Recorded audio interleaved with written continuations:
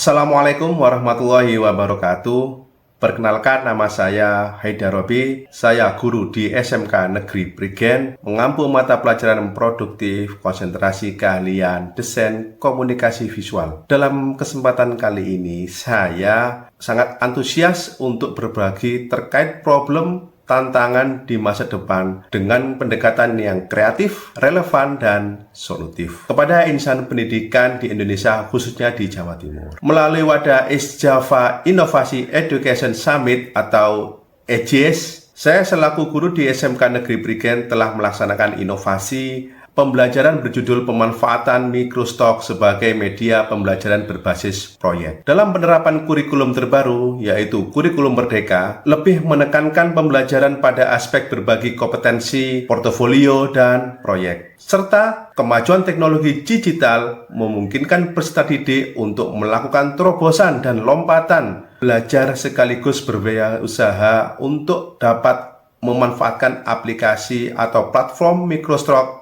untuk menjual hasil karyanya dengan pasar yang lebih luas. Hal ini melatar belakangi saya untuk mengikuti ajang EJS tahun 2025 yang diadakan oleh Dinas Pendidikan Provinsi Jawa Timur. Tentunya banyak sekali tujuan dan manfaat dari Microstock sebagai media pembelajaran, di antaranya peserta didik mampu memahami aplikasi Microstock, sistem bekerja dari aplikasi tersebut, serta peran dalam industri kreatif khususnya bidang desain komunikasi visual, yaitu fotografi, videografi, menggambar vektor, dan bitmap. Peserta didik dapat mengenali jenis karya visual fotografi, ilustrasi, gambar vektor, dan footage yang lain yang bisa digunakan sebagai media pembelajaran sekaligus dijual pada platform Microstock. Melatih peserta didik untuk terampil mengolah bahasa asing global karena platform Microstock mendefinisikan karya menggunakan bahasa Inggris. Kemudian,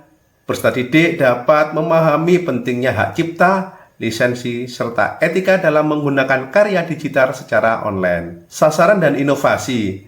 Inovasi ini mempunyai beberapa titik sasaran yang sangat krusial untuk kemampuan peserta didik menghasilkan karya visual yang layak jual, menyesuaikan tren kebutuhan dunia digital. Kemudian mekanisme atau organisasi yang disusun untuk melakukan inovasi. Yang pertama adalah perencanaan dan identifikasi kebutuhan.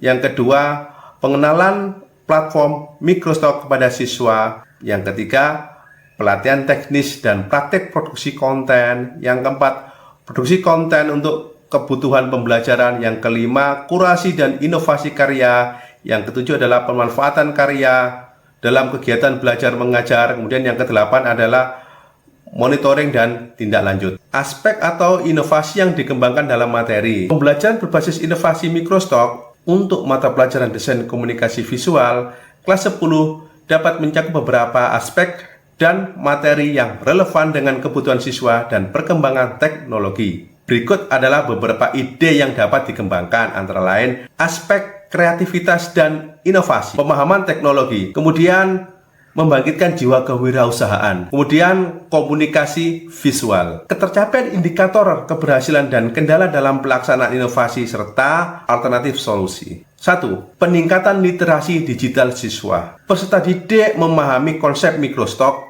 dan mampu mengoperasikan platform seperti Shutterstock, Adobe Stock, Freepik, dan lain sebagainya. Kemudian, hasil karya dapat diunggah dan diterima. Peserta didik mampu membuat karya digital, foto, ilustrasi, video, dan vektor. Kemudian meningkatkan skill kreativitas dan teknis. Terjadi peningkatan kemampuan dalam desain grafis, dalam fotografi, pengeditan video, serta penggunaan perangkat lunak. Kemudian siswa mulai mendapatkan penghasilan. Peserta didik mulai memperoleh pendapatan dari hasil unggahan di Microstock sebagai bentuk pembelajaran ekonomi kreatif. Keterlibatan dan antusiasme yang sangat tinggi. Adanya partisipasi aktif dalam peserta didik untuk proses pembelajaran menunjukkan minat tinggi terhadap dunia Microstock. Kendala dan pelaksanaan. Yang pertama adalah kendala kami keterbatasan akses perangkat dan internet. Kemudian kurangnya pemahaman di awal. Kemudian standar tinggi dari platform Microstock. Kemudian kendala bahasa. Kemudian hak cipta dan etika digital. Alternatif dan solusi. Pembelajaran berbasis proyek atau project based learning. Kemudian fasilitasi perangkat bersama pada peserta didik. Pelatihan bahasa dan deskripsi produk. Kolaborasi dengan praktisi atau komunitas. Pembuatan modul praktis dan video tutorial. Tentunya ada pendampingan insentif untuk karya awal.